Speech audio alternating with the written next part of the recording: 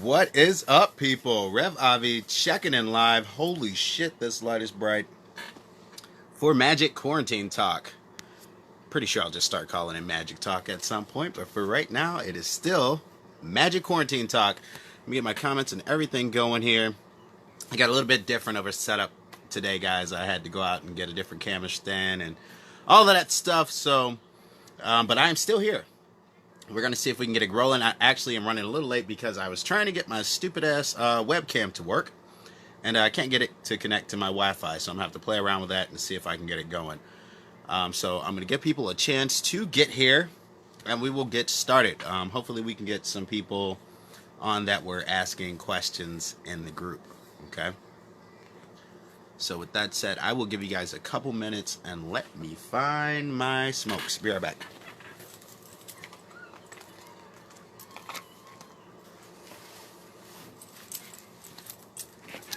Cool. So, hope everybody is doing good on this fabulous Monday.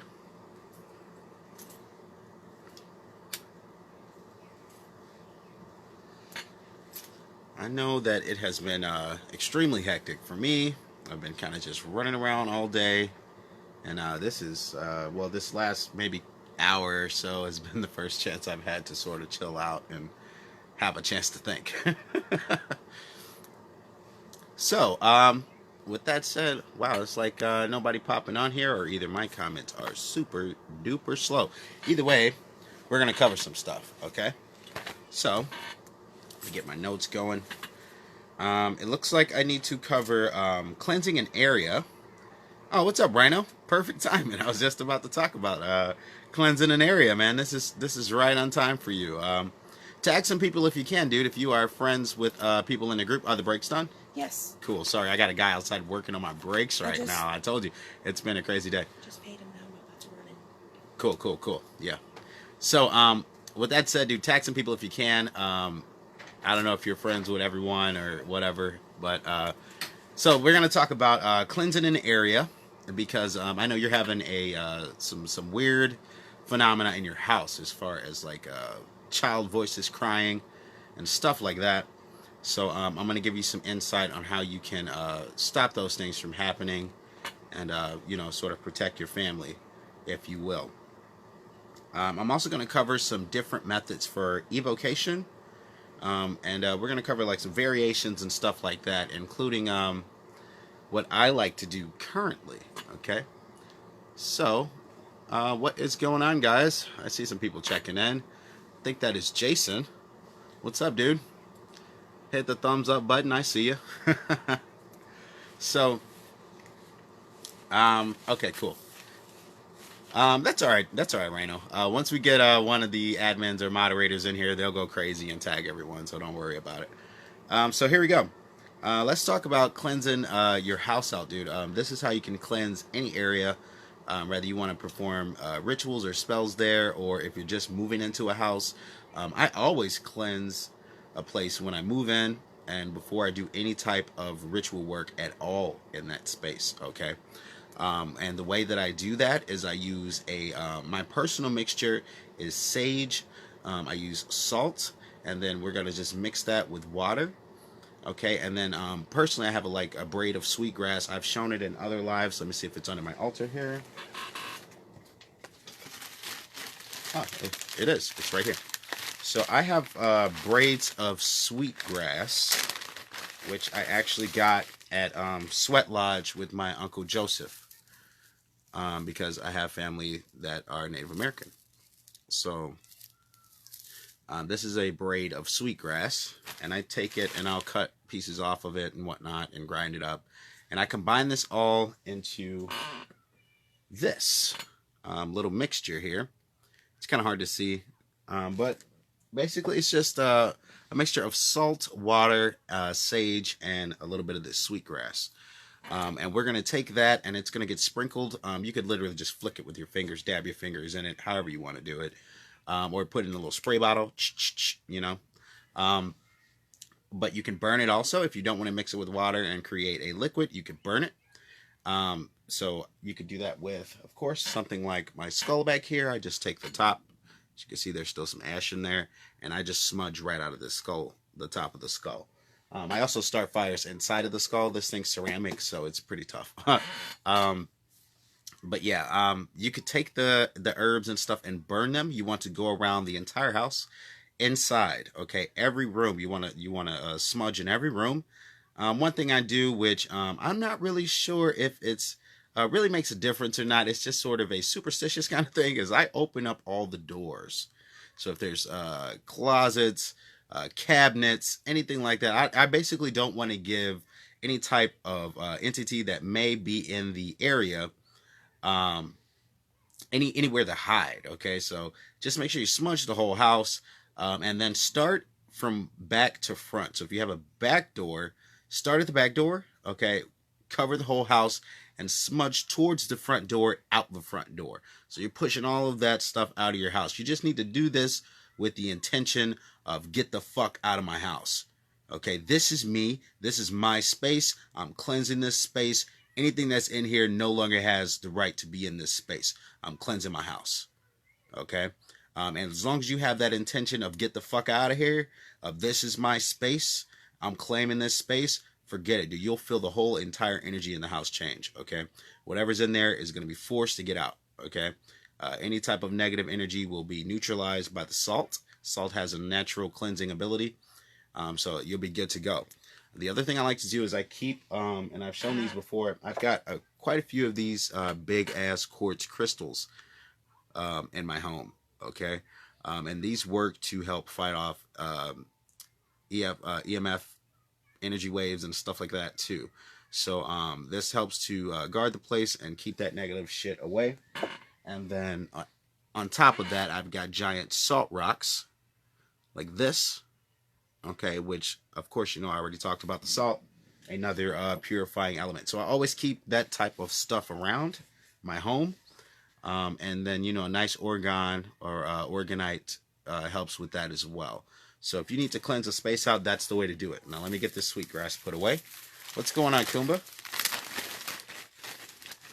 I see you out there, Mike. Mike's a new member. I see you out there, dude. What's going on, guys? So, that's how you can cleanse out an area, a space before you do a ritual, or when you're just moving in, or if you have some type of crazy fucking spirit phenomena going on in your house already. You can still banish that stuff out of there. You can cleanse that stuff out of there.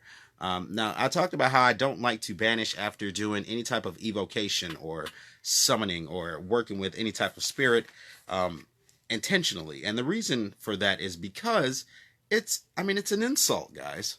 All right, you're going to invite someone to dinner, and then right after you make your request, you feed them a little offering, and then, you make your request, you're going to say, all right, get the fuck out of here.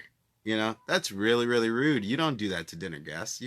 After dinner, you got to have some casual conversation and sit around, maybe watch a movie or something, right?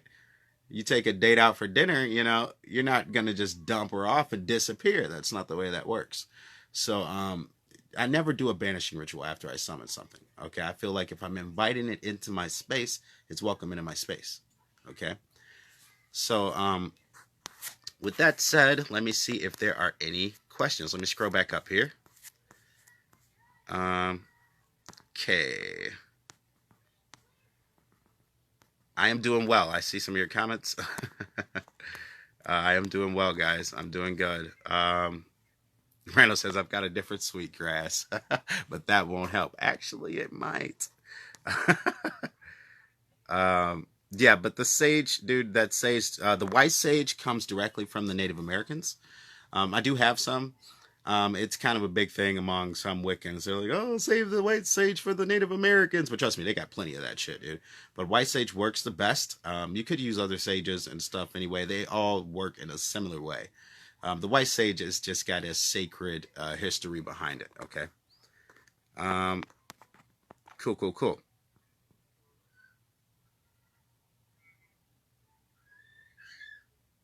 Okay, so you did know. Rhino says that he knew, he did know what smudging was, just never heard it called that before.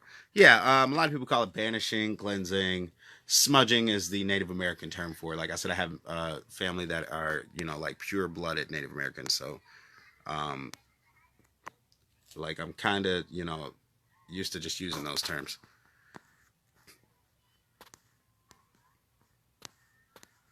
Mm, so Danielle, I was wondering about that. What if you're looking to banish an uninvited entity or demon, but you do not want to? Sorry, I'm having an issue seeing it. But you do not want to push out any.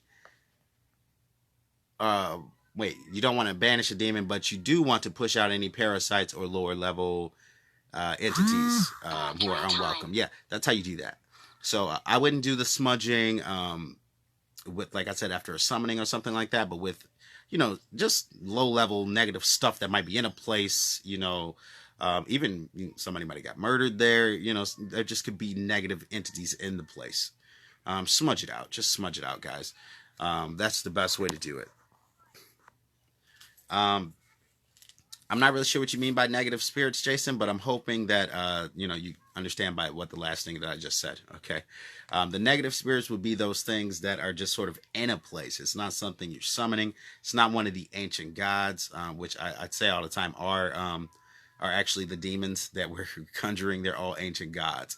So a lot of people like to use that term demon really freely. But we're talking specifically about the 72 demons from the Goetia, and demons you might conjure on purpose. We're not talking about like maybe just a lost soul or some type of entity that might be in a place. Okay, so there's a big difference there, even though some people might call those demons as well. All right, those are just kind of like I'm hanging around here just because type of spirits. Maybe they're attached to space. Maybe, like I said, they got killed there and they're in this sort of residual cycle. There's a lot of different scenarios. Nobody really knows because, like I say all the time, nobody has the fucking Ghostbuster testing kit. What we do know is the things that work, the practices we've sort of just put into place and tried them out and tested them out and see if they work. Saging always works for me. Salt water always works for me. I even have like a sacred sage that was charged in a pyramid, and then I use that water to create my mixture. I've been using that same water repeatedly to create my same mixture. So some people might say that's a little bit obsessive, but hey, better safe than sorry. Um, yeah, so that random crying in your kid's room, dude, I would not deal with that. I would be smudging tonight. I would have like to me that would have been so serious because it can affect kids so much differently than it can adults. With adults you just kind of like get over it. I heard something, I don't see nothing, I'm over it. With kids, dude, if they hear something in the dark, they could get traumatized. So I try to avoid that. Anything that has to do with my kids, I'm like smudging immediately. Dad's gonna turn on the lights and get rid of the boogeyman every time. So with that said, let's move forward. We're going to talk about some different methods for evocation, evoking various spirits, demons, whatever you might be working with out there. I'm going to talk about some different methods for actually accomplishing evocation, or some of these are going to be known, some of these might be unknown, and then I'll go into how I personally like to connect with the various entities that I work with now. Okay, so the most common way to evoke an entity, coming from the various right hand path and goetic traditions, is going to be with a circle and triangle. So that means you're going to have a area that is the circle in which you are standing. Let me draw it this way in the air so you can see. An area which is the circle where you are standing. Okay, and then in front of that is going to be the triangle of art. Okay, the triangle of manifestation, which is also called where the spirit is supposed to manifest. The general idea is that you would burn some type of incense, an offering, or something like that inside of the triangle area, which the spirit could then use to grasp, to use as something to grasp onto to manifest into this reality. All the time you're staying in the circle, and the idea is that the circle somehow protects you from the spirit and whatnot. Okay, so that's the traditional way that you would do an evocation. So basically, you set up your ritual chamber. You would draw the circle on the floor, that type of thing. You would draw the triangle on the floor, or make it out of cardboard or wood or something like that, and then you would proceed with your ritual. Okay. Um, So that's the traditional way. Rhino, I know you said you had it smoking outside the kids' room, but you got to get it in every room, dude. If I mean, because if you do smoke it in just one room or in one area, it's only going to cleanse that area, and like I said, that energy could just move somewhere else. It's just going to move somewhere else. So another way you could do an evocation is without a circle at all. You could just have the triangle of manifestation itself. Now, I talked about how triangles of manifestation truly are actually just pyramid frequency. Okay, so they are the manifestation frequency. They are on the frequency of 369. They are giving out that 432 hertz frequency. That's why you're supposed to make them with the exact 3 foot by 3 foot sides, so that you end up with an equilateral triangle. This gives you the angle of about 45 degrees, okay, which is the angle that the pyramid at Giza is at. So you start to tap into that manifestation pyramid energy by creating the triangle of art. So you truly don't need the circle because it's not protecting you at all anyway. So another way you could do an evocation is just to make the triangle of art. Okay. Another way you could do it is to completely eliminate the triangle of art. Okay, so now you're just going to use the circle. Now you see this in a lot of Voodoo type traditions where they make a Vive or something like that, and they just do a sort of circle dance, and it's really there's drums going, and it's really energetic, and then they conjure in that way. This is called creating the cone of power. I talked about that a lot too, or drawing the circle, creating the circle. This creates that spiraling energy, which is actually the same spiraling energy that the triangle of manifestation creates. Okay, so that's a very interesting little fact. And then the last method, of course, for conjuring spirits is the way that I do it now today, which is without any circles or triangles or anything of the sort. I do have a pyramid. As you can see, this is the top. I've shown it a couple times. This is the top of my copper orgone meditation pyramid. There's actually 24 karat gold pieces in there and copper and fantastic stuff to help me generate energy. But that thing is actually 6 feet by 6 feet by 6 feet all the way around, and it's huge. Okay, so I don't really have to erect it anymore because I've, like I said, I've gotten to the energy exercises and I've advanced myself to the point where I don't really need all of those aids anymore. So nowadays, I actually use a form of mental channeling. Okay, so I'm able to just connect with whatever entities I want to inside of myself, and then I conjure them out of myself. Now, I could do this in a mirror. I could do this into physical reality where I'm literally just summoning them out and I'm sitting there talking to them, which looks a little weird when you're talking to yourself. But there's a bunch of different ways that I can choose to connect with them. It doesn't always have to be some type of super elaborate ritual. Now, in order to help you guys make some sense out of this, if you remember the signs of trance that I've been talking about and the stuff I've been teaching you guys, we're basically just going to use one thing over the other. So with trance, you can decide which phenomena you want to manifest. For instance, if I tell myself I want to hear something, then I'll only hear it. If I tell myself I want to hear and see something, then I will hear and see it. Okay, if I tell myself I just want to see something, then I could just see it. Okay, and we could play a game of charades, for instance.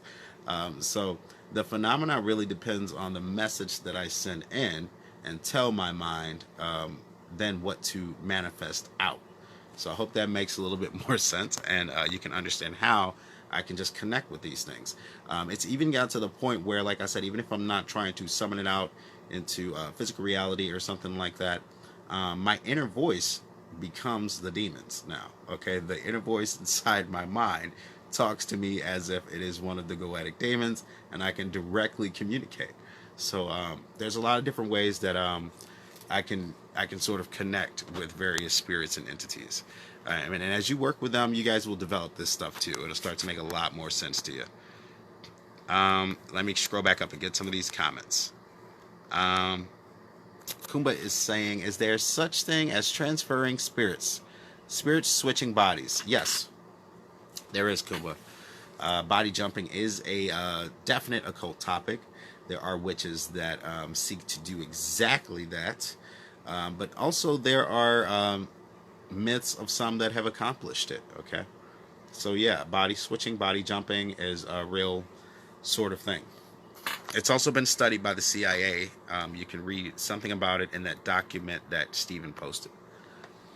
Um, awesome, Rhino. Rhino, you got it smudged. Cool, dude. That is super duper awesome. I don't think you missed anything too much cool. I just talked about some different methods for evoking. The traditional methods, which is with the circle and the triangle, which is a traditional way. The triangle being without the circle being another way you could do it. And then the circle being another third option. And then, of course, the ultimate goal should be to tap into it without any of those aids. Okay, the way that we would have if we were, like I said, the first people on Earth experiencing manifestation like that. Okay, so they didn't have any circles, triangles, any magic spells and stuff like that. Language was not in development yet. We didn't have these things yet, and we were still able to have those experiences. So this all goes back to understanding the mind and what we can, what phenomena we can produce. Okay. So with that said, I'm gonna open up for a few more questions, guys. Let me tap my computer screen because I cannot see my timer.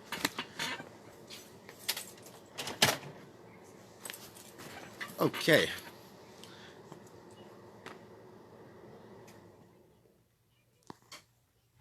All right, I'm not seeing any more questions. So let me see. What else could I talk about that's right in line with sort of evoking and dealing with spirits that you don't want in an area, etc. So the other thing that you try to develop, and you know, this is a weird thing because we talk about as above, so below, as within, so without, right? So when you think about how I'm talking about, I can experience spirits in this way, okay? Remember that that is the law. Duality is the law. Okay, if you can experience it internally, let's say you start with invocation, you're just trying to feel the energy inside you, connect with the currents from an internal way. Eventually, you'll still be able to manifest them externally. If you start with evocation, it's the same thing. Eventually, you'll be able to connect with that energy inside of you in some type of way. So it's going to happen. Okay, regardless of which path you take, the powers are going to always be the same. We only have the 10 senses. And if you guys missed that live, I'll go ahead and cover what they are again.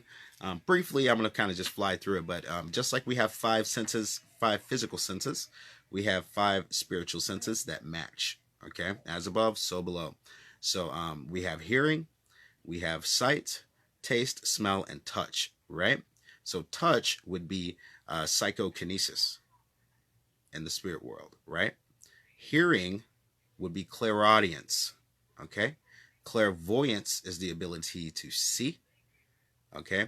We're going to have clairsentience, which is the ability to sense the emotions or something like that, or sense that energy like we're talking about, right?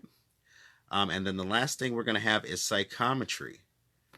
All right, and psychometry is going to represent your ability to sort of connect on a mental level with the spirit mind. Okay, so psychometry allows you to tap into thoughts and stuff like that. It's going to be that thing that you use to sort of like read the energy off of something, if that makes sense.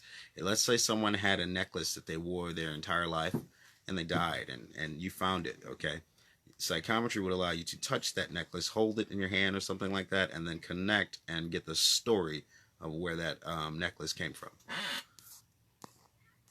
Okay, so Steven says, have you ever tuned crystals to a spirit's energy so you can focus on their presence more efficiently? Yeah, I've had crystals where I've kind of drew sigils and things like that on them to try to make that crystal be a specific, sort of thing for that. And that works, but I mean, again, it's overkill because crystals, even though you can program them and stuff like that, They sort of have their own natural ability to always be energy. They're always generating energy anyway. So I just kind of let them just be generators for everything versus trying to put them on a specific current. Okay. And it also helps if you match colors with your crystals. So if you are trying to work with a specific spirit and get a crystal on that current so that it can help you connect, then you would want to get the correct color. I hope that makes sense. So just match that planetary color with the color of your crystal. Since you have a few more minutes, I'll ask one that goes with Stephen Clark's question. How do crystals work? I always thought it was hippie cat lady stuff.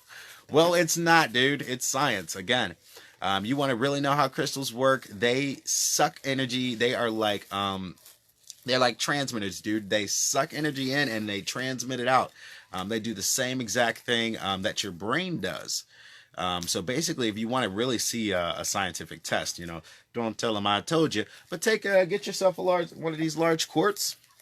Okay, maybe this size, maybe a little bigger. Just take it and duct tape it to your electricity box in your house and watch how your light bill goes down. One of these suckers will actually lower your light bill significantly by drawing off some of that energy. So these suckers are not just cat lady stuff. They actually do work real energies. It's just invisible. The human eye just cannot perceive the entire light spectrum. You need a little bit of an assistance with that. Okay. It takes a little bit of practice to be able to view auras and invisible energies and stuff like that. But once you can learn to do it, then you can sort of just do it. Personally, I prefer to just go by feel. I'm a feel kind of guy. I'm an Aries, man, so I'm all about feelings. What's up, Asen? So yeah, I've been on for about 30 minutes, guys. I will give you a chance to ask a few more questions, and then, of course, I'm going to spend some time with my beautiful wife. Told me what? I didn't hear shit. What did I miss? What did I miss? I don't know what I missed. Okay. So, yeah, try that, guys. It's something where you got to try it on your own because, I'm not going to video myself doing it because you're not supposed to. It's weird when your light bill's been like the same every month, and then you think you're clever and put a crystal on there, and then, the light company comes out and says, we need to check your meter because your bill randomly went down. So, yeah, it does work. Give it a shot. The other things you want to do is try using some, if you want to check for spirits around your house, get a EMF reader, EMF detector, and you can read those electromagnetic fields that are around.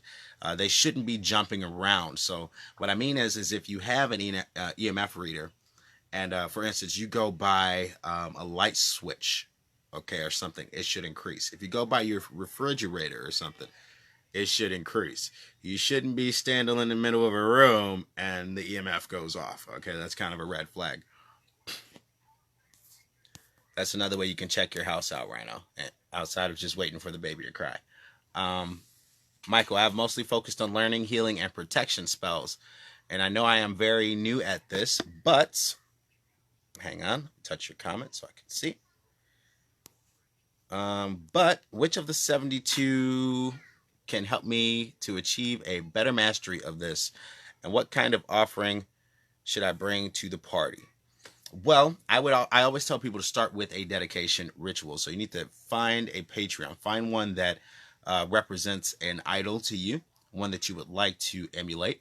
For me, that is Lucifer and Lilith. Those are my two patron deities. So my first attempt was the dedication to them. Okay, and I didn't care if they showed up or not. It was just about me dedicating myself to this path so that I can get to the next step. Okay, now what happened after that was a whole nother story that I talked about before, where Lilith showed up and came to me. Okay, and then what the next thing was just demons showing up, dude. Random low levels. I don't really even know their names, all the demons' names. I didn't bother to ask, but they have just shown up through the entirety of my life. Different times, different lessons, different things. It's always something different. At one point, they were like chasing me like they were gonna, like they were coming to get me when I was a little kid. And, it took me facing them and saying, okay, like, just eat me already. Like, what the fuck do you want from me? And they were like, we're just trying to get your attention. We're just chasing you because you were running, you know? So it's the weirdest fucking thing, you know, being raised Christian and running away from something that's just trying to get your attention. But that's how it worked out for me. So find a patron site, find one you would like to emulate. And the other thing you could do is to use birth chart mapping. So each one of the 72 demons rules over a certain time of the year. Okay, so with that in mind, you could just find the demon that rules over the time of your birthday, which would make them more in line with your current and more likely to work with you. Okay, so that's the other thing you could do. Danielle, I wish I knew about the light bill trick before I pay 70 grand for solar. Oh shit. But you know, if you got that like built-in solar wall type deal, then you're good to go. You should be beyond the light bill expense, right? Not like me over here taping crystals everywhere I fucking move. Let's see. Appreciate your help on a live where you could have talked about anything else. No problem, dude. I'm doing this live to really help people. I could sit here and ramble on and on and on about stuff. Honestly, I mean, I've read a million books. But, I mean, what's the point? You guys can read books yourself. You can decide what's real and what's not for yourself. I'm really not here to debate. Like, people think I'm here to just, like, debate about stuff. I don't give a shit about any of that. The truth is, like I said, I wrote the first book for my daughters. I wrote that grimoire for them to give them my magical ideas, my magical understanding, the knowledge that I had. The only reason this second book came into being is because of this group. There are people in here that had my book and were asking me more. They wanted to know more. They wanted to know what I was doing, how I learned about this stuff. And through so many questions and getting so many members, I just decided, look, I'm going to teach you guys the methods and the stuff that I know about trance. So I had to write this second book. Now it's getting to the point where people like Asen are out there asking me about how to covertly do this on people and, you know, do some sort of darker sorcery stuff. So I'm going to probably write a third book. Okay. Steven says, hang on. Steven says, just like scalar lava stones help prevent harmful EMF. Yeah, I prefer the orgon. And then Steven says, if you use the solar energy to cool your house down, isn't that using the sun against itself? You know what, dude? Yeah. So with that said, guys, it's been a lot of fun. I love doing these lives. All right. So with that said, help us grow this group, man. There's some of us that are in here that are working to do it. But it takes all of us. It takes a group effort. I know a lot of you are sharing, just sharing the videos, but that doesn't work because if you share the video outside of the group, it just says content unavailable. Okay, the group's private. So you have to actually share the group. Admins or moderators, if you guys don't know how to do that, just hit your little badge up there, hit share, and then you can share it to your timeline, or you can drop down and switch it and share it to whatever groups you want to. Okay, so help us share and grow this thing, man. We're on an effort to try to build a real community. So, you know, you guys that are out there, keep in touch, add each other, you know, link up, whatever we got to do out here, guys. Let's keep it together, you know. That's the only way we're going to keep growing is if we start a community. And it seems like since everything's shutting down and they're trying to do whatever the fuck they want to outside, we're forced online. So if this is it, this is what we got to work with. Let's make it work, guys. All right. Much love. I will see you guys in the next one.